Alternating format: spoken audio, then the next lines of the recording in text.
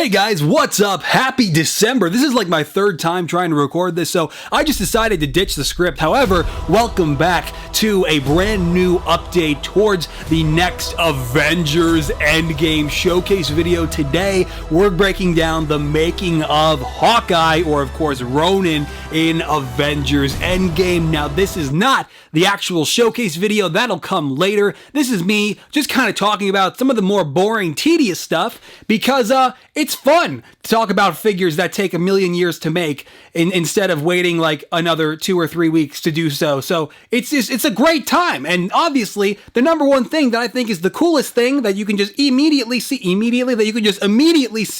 on this figure is the hood. And the hood was actually suggested to me by McLovin1309. One of the first things I did when starting on the figure was reach out to him to start to evaluate my options because he had already made a really fantastic Ronin figure. And so I ordered that hood from Shapeways, got it in, but of course it's 3D printed, and 3D printed pieces are really rough and have a pretty extreme texture. So I took a drill bit and just spent at least a day of on and off work just carving the thing down and just shaving it down, grinding as much of that rough surface off as possible. And that also included doing the same thing to the inside because I knew that I was going to be using 2 painted faces for this figure, and this incredibly awful and rough and non-minifigure friendly 3D printed hood needed to accommodate a fragile painted face. And so that, of course, like I said, just involved just grinding out the inside, grinding out the outside, and it was just a blast. And once I did so, I had way too many plastic shavings just pretty much all over the thing, and even though I just kept adding multiple layers of paint, eventually it took one thick layer of gloss paint and one thick layer of sealant before the whole thing was totally smoothed over. And then after that, I pretty much had to just take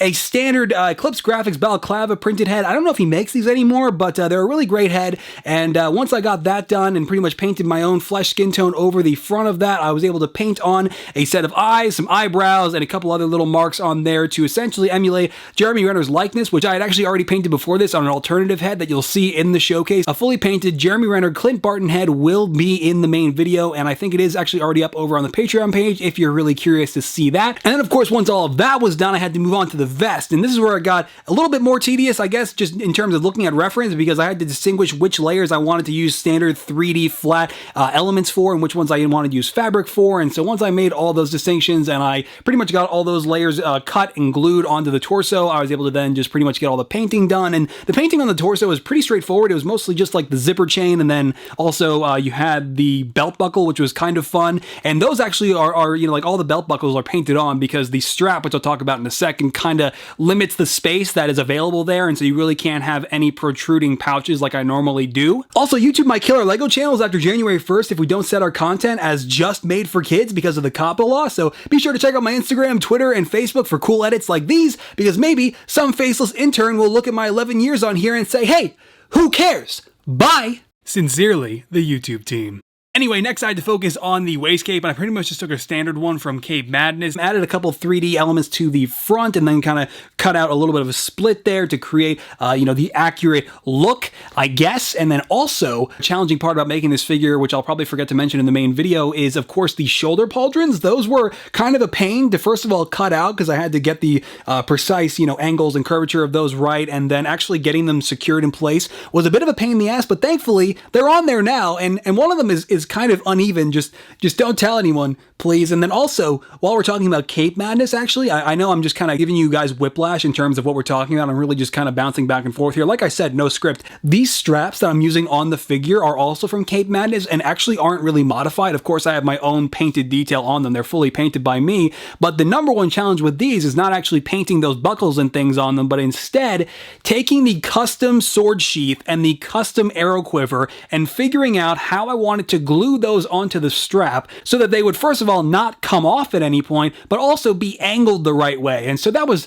kind of tedious and definitely required a little bit more precision there. And thankfully it worked out for both. So he will have 2 completely separate straps, one with the sword sheath on it, and then one with the arrow quiver. And the one with the sword sheath, of course, as you might have guessed, has a sword in it. And the sword is just a basic Lego katana that I just trimmed down, painted silver, painted little black rivets on both sides, and then sealed that over. It's really not too complicated. The The arms are also not terribly complicated. Once I got the basic gray lining running all around both arms, and I mean it like when I say they run all around, like the line work actually kind of wraps around the arms, which is pretty cool. I got that done, got a couple 3D layers on both of those to create the gauntlet, and then painted as much of the designs as I could within the confines of it obviously being a Lego minifigure, and you just simply cannot paint everything on. I talk about that a lot when making Iron Man suits. You literally cannot fit everything. But I gave him a pair of tiny tactical glove tops, and other than that, I still, this is a long checklist of things I still have to do on these figures. It's pretty anxiety producing, actually. I still have to paint the entirety of his legs. I have to finish the arms. I have to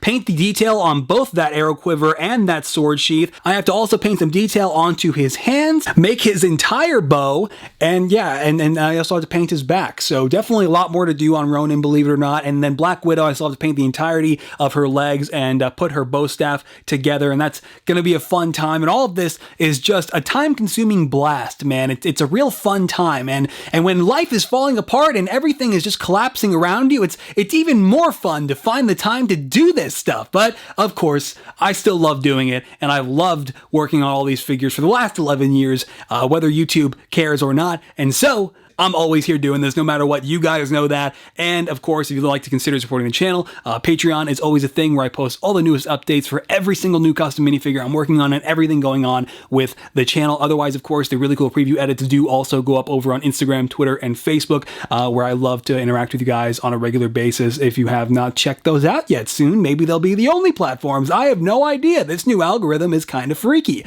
But after that first Endgame showcase, I did really try to pick up the pace, and I was going to go, full speed ahead toward the finish line to finish the Endgame project by the end of 2019. But as I alluded to earlier, life just came at me with a big, giant nope. And I'm still trying to find the time to sit down and work on all these figures. And of course, that's going to do it. There's a secret figure that I'm working on right now, similar to Joker. You won't even know anything about it until, well, actually, if you look on my Instagram, you can probably see what it is. That's not the point. The point is, I'm going to go. Okay, bye.